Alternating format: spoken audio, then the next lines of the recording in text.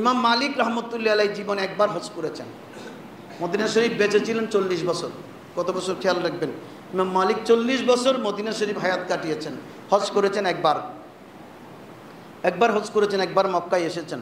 তো ওনার ছাত্ররা বললেন, মদিনা থেকে তো মক্কা যাওয়ার জন্য কোনো ভিসা লাগে না, আপনি হজে যাচ্ছেন না কেন? প্রতিবার তো যেতে পারেন।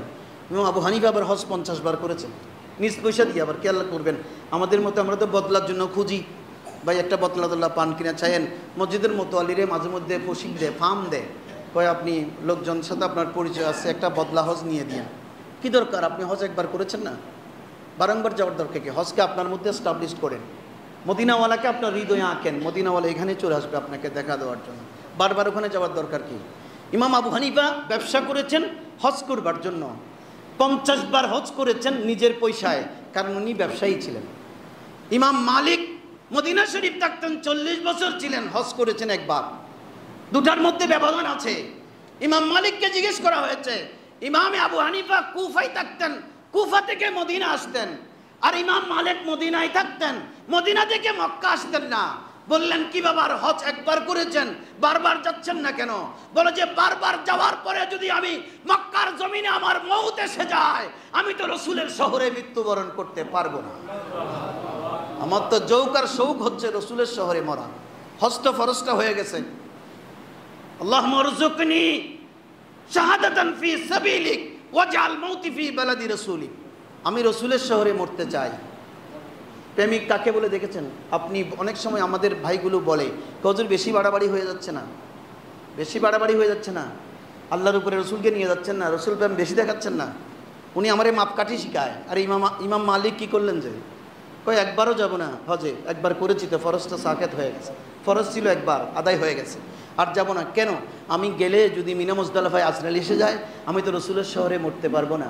আমি চাই ইমাম মালিক মরবে রসুলের শহরে, ইমাম মালিকের কফিন দাফন হবে জান্নাতুল বকিতে। মুস্তাফার শহর ছেড়ে, আলো বাতাস ছেড়ে জীবনে আর কোনোদিন মউতের আগে কোনো শহরে যাব না, কারণ নবী ছাড়া আমি আর কোনো জাতকে মহব্বত করি না। আল্লাহ এবং রসুল প্রেমে দিওয়ানা। আমি মদিনার জমিনে মরতে চাই। মদিনার জমিনেই ইন্তেকাল করেছেন। জান্নাতুল বকিতে এনার মাজারে পাক, রওজা শরীফ আছে। কারণ 40 বছরে আর 1 সেকেন্ডের জন্য মদিনার চৌহাট্টির বাইরে যায় নাই, মেয়ে বাড়িতে বেড়াতেও যায়নি, ছাত্র পড়াবার জন্য দিল্লিও আসে নাই। কেন?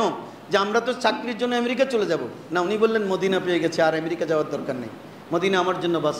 আশিক রসুলকে নিয়ে মদিনা বাস, এটা মদিনা আমার জন্য যথেষ্ট, আমি আর যাব না কোথাও। তখন তিনি মদিনাতে রয়ে গেলেন। আর মদিনা শরীফ থাকালীন সময়ে একবার একটা কাঁটা বিদ্ধ হয়েছিল এনার আঙ্গুলে, কাঁটা, চলতে গিয়ে কাঁটা ফুটেছে। এটা ওনার কিছুটা পায়ে আঘাতপ্রাপ্ত হলেন এবং হাঁটতে চলতে একটু অস্বাভাবিকতা হতো, ব্যথা পেতেন, হাঁটতে পারতেন না স্বাভাবিকভাবে। ছাত্ররা বললেন, হুজুর কাঁটাটা আপনি আমাদেরকে দেন, আমরা বের করে ফেলি। বড় মুহাদ্দিস ছিলেন। মদিনার জমিনে যখন হাদিস পড়াতেন, ওনার জন্য একটা বিশাল চেয়ার তৈরি করা হয়েছিল।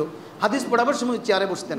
আমরা তো অফিসে বড় চেয়ারে বসি, কোনো মাহফিলে গেলে আমার জন্য পীরের চেয়েও চেয়ার বড়, বিশাল এক চেয়ার, ওটার মধ্যে পীরকে বসাই দিয়েছে। এটা মুরিদানদের খাহেস, হুজুরের জন্য একটা বড় চেয়ার বানিয়েছে। কিন্তু ইমাম মালিক চাটাইতে বসতেন, যখন হাদিস পড়াতেন তখন কুরসিতে বসতেন, পাগড়ি পরতেন আলাদা, আতর গোলাপ মাখতেন, রাজকীয় পোশাক পরতেন। ছাত্ররা জিজ্ঞেস করলেন, বলে যে হুজুর আপনার এই রাজকীয় পোশাক তো অন্য সময় দেখি না। বলে যে আমি তো এখন মোস্তফার সাথে ডাইরেক্ট কথা বলবো, হাদিস পড়াবো মানে কথা বলবো। আমার মোস্তফার কথা যখন বলবো তখন মঞ্চে বসতে হবে, কারণ আমার রসুলের শান, রসুলের হাদিস আমি নিচে বসে পড়াবো না, মঞ্চে বসে পড়াবো, চেয়ারে বসে পড়াবো। ইমাম মালিক যখন কাঁটাবিদ্ধ হলো, ওই কাঁটা খুলতে চাইলেন ছাত্ররা, বলে যে হুজুর সুযোগ দেন, আমরা এটা গুথাইয়া ওখান থেকে বের করে নিই। ইমাম মালিক বললেন, তোমরা এটা বের করিও না, এটা থাক, কারণ হাসরের ময়দানে আল্লাহ যদি জিজ্ঞেস করে, ইমাম মালিক তুমি আমার জন্য কি এনেছো, তখন আমি বলবো আপনার নবীর শহরের একটা কাঁটা নিয়ে এসেছি। নবীর শহরের কাঁটা, এটা বিদ্ধ হয়েছিল আমার পায়ে, এটা আমি ছাড়ি না, এটাকে আমি মহব্বত করি। আল্লাহ হয়তো চাহে তো নবীর শহরের কাঁটাটির উসিলাই আমি ইমাম মালিককে মাফ করবে। ইমাম মালিক মাফ চাচ্ছে যে আল্লাহর কাছে, মাফের ওসিলা চাচ্ছে যে, আর আমরা ওসিলা মানালে তখন বলে যে শিরিক। ইমাম মালিক কাঁটার ওসিলা নিচ্ছে যে আমি বাঁচার কোনো উপায় নেই, এত বড় ইমাম আমি বাঁচবো না, আমার মাপি পাওয়ার কোনো সুযোগ নেই, আমি আল্লাহর কাছে পেশ করবো, আল্লাহ কিছু আনতে পারি নাই, নামাজ রোজা হজ যাকাত কিছু হয় নাই। তোমার নবীর শহরের একটা কাঁটা গায়ে বিদ্ধ হয়েছিল, ফেলে দেয় নাই, কারণ নবীর শহরের কাঁটা আমার জন্য গোলাপের চেয়ে দামি।